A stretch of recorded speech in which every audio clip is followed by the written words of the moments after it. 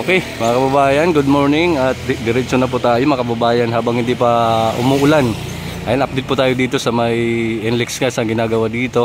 Sa may extension po ito mga kababayan na Magsaysay. Ito papuntang Santa Misa. Ayan, tingnan po natin kung ano ang ipinagbago dito sa araw na to. Tara, let's go! Okay mga kababayan, sa ngayon nandito po tayo dito banda sa may medyo malapit. Ayan, nakita po natin na naglagay po sila ng forma yun sa may kalagitnaan ng puste ng NLEX. Ayan, no? Tapos dito itong nasa gitna na puste mga kababayan ay medyo maiksi pa. Ayan, no? Talagang tumbok na tumbok po yan dyan sa may gitna talaga. Ayan, ay kita po natin, no? Kaya medyo sumikip talaga ang daan dito. Pagdating naman dito ay medyo malawak naman siya. Ang ano lang dito mga kababayan, ang pinagkaiba dito tsaka doon tsaka dito, kasi ito pinagtayuan po mga kababayan ng puste sa gitna. Ayan, no, napakalaking puste kaya medyo sumikip ang daanan po dito sa tatayuan nga ng NLEX. Ayan nga po, ito ay may forma po sila sa taas at may mga scaffolding nga po para sa pagdugtong ng puste ng NLEX. Ayan, at pupuntahan po natin doon sa may dulo kung ano ang ipinagbago din doon, kasi marami itong puste na kinakabit dito mga kababayan. Itong area lang to ay maraming puste na ikinakabit dito, itinatayo nila mga kababayan. At pupuntahan po natin doon sa may bandang unahan kung ano ipinagbago ngayong araw. Tara, let's go! Ayan mga kababayan, dito po tayo banda sa may kabilang dulo. Ay nakita po natin mga kababayan, nagkabit po sila ng ano dito, ng coping mga kababayan. Ayan, yung beam na yan, yan po ay ikinabit nila ay anong pangalan yan, coping mga kababayan, para sa sahig.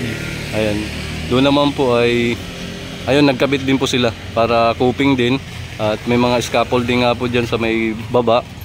Ayan, at dito, ayan, ito yung pinagbago mga kababayan, nagkabit na sila ng coping mga kababayan. Ayan, para pagkabitan po yan ng ano, para sa ano yan sa flooring. Ayan, no, ito pinagbago. Ayan, tapos dito, ito mga poste, rampa daw ito mga kababayan. Ito dito, pati ito dalawa pala ito mga kababayan. Ito yung para Pasig, tapos ito yung para diretso Pandakan. Itong mga tulay na to.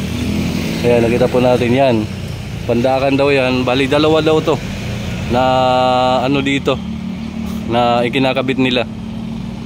Ayan, yan mga kababayan, nakita po natin. Ito yung pinagbago, ay nagkapagkabit na po sila ng coping para sa sahig. Ayan, ayan mga kababayan, yung pinagbago dito sa extension ng papuntang Santa Misa na dito sa may tulay ng Santa Misa.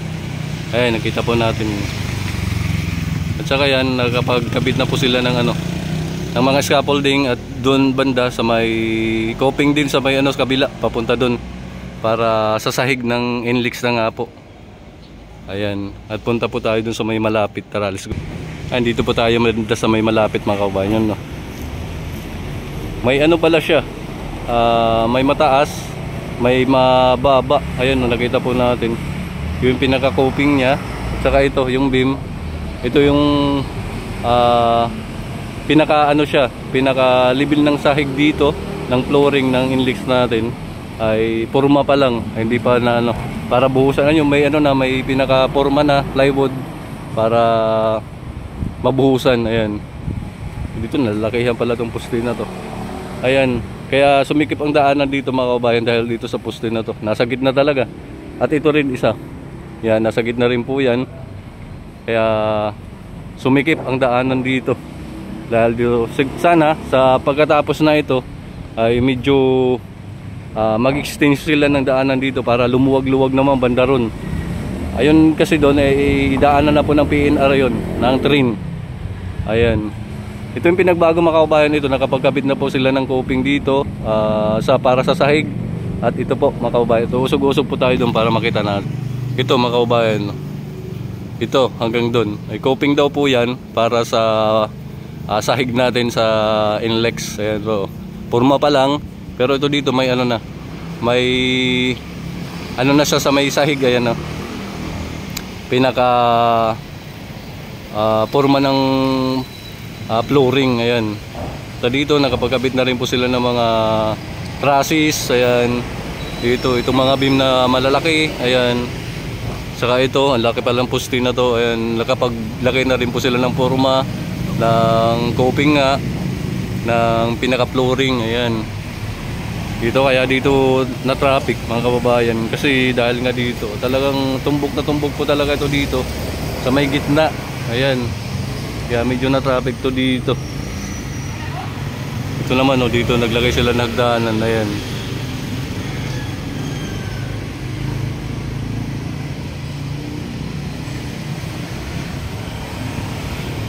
At pupuntahan po din natin doon para makita natin doon sa implant talaga kung ano ang ipinagbago dito. Tara, let's go. Ayan mga kababayan, dito po tayo sa may harapan mismo. Tapo natin ay yung ano, yung pinaka-open niya ay nasa pinakagitna talaga. Kaya ayun, umusog tayo. Ay daanan pala to dito mga kababayan. Nasa gitna tayo ng daan. Okay na yun. Gitna tayo maano. Masakasaan tuloy. Ayan, nakita po natin may ano na siya. May forma. Ayan, malapit talaga tayo dito. Tsaka yun, no, nagaporma na din sila para sa flooring. Ayan, itong mga beam na to para sa coping daw yan mga kababayan. Para sa flooring ng NLEX papunta dito Santa Misa. Ito kasi dalawa daw po ito. Yung isa, yung mataas ay papuntang Pandacan. Itong mababa ay papunta dito sa Pasig. Pag ganun, pakaliwa ay yung pakanan. Diretso lang. Dalawa pala to dito. Ay parang ano siya, parang sanga na pinagbiak. Yung isa papuntang Santa Misa, yung isa naman papuntang Pandacan. Ayan, kaya pala yung isa medyo mababa ay papunta dito. Ay yung isa ang pataas, diretso papunta doon sa may tulay, kakatawid doon. Kaya makikita po natin ay dalawang step siya. Ayan. Ayan, dalawang step, di ba? Ayan, isa mababa, yung isa mataas. Kaya diretso po daw yan sa Pandacan yung mataas. Yung isa ay diretso dito sa may Santa Misa lang. Balik kakaliwa, yung isa kakanan. Ayan. Ayan mga kababayan. Ayun doon, no, nakapagkabit na rin sila ng pinaka-coping niya. Ayan. Ito dito ay train na to dito mga kababayan. Daanan ng train. Ayan. At saka doon ay magsaysay. Yan pala mga kababayan, ang upload ko nito ay hindi ko po pinagkakaisa, hindi ko po pinagsasabay, hindi ko po pinag-iisa yung magsaysay at saka yung Tuason at saka Algeciras Street. Pinagbubuod ko na lang po para maano mga kababayan, para makita nyo yung kabuuhan talaga ng ginagawa doon, kung ano ang ipinagbago. Kasi pag inano ko, pag binuo ko lang ay medyo hindi ano, parang maguguluhan tayo panoorin kung alin ba dito yung Algeciras, alin ba dito yung ano. Sa bagay eh, sinasabi naman yun, pero mas gusto ko yung ibubukod lang po. Ito, ibubukod ko lang to dito, isang video lang to, isang upload. At sa magsaysay naman po, isa lang. At saka Algeciras Street, Tuason Road, isa lang po. Kaya ito lang po yung gagawin ko, pag-iisahin ko lang. Hindi ko po pagsasabay-sabayin yung ano ko, yung video ko, para mas okay rin, para mapokusan natin tingnan kung ano yung ipinagbago nga dito sa ginagawang NLEX dito sa Santa Misa. Ayan po mga kababayan, ito nakikita natin, ito lang yung pinagbago. Nakapagkabit na sila ng coping, at saka doon sa may gitna, kapag kabit na rin po sila papunta Santa Misa, dito ay papuntang Pandacan. Ayan, maliwanag po siguro. At dito nga po ito ay nasa gitna talaga. Ayan, nakita mo natin, nasa gitna talaga ang poste na to.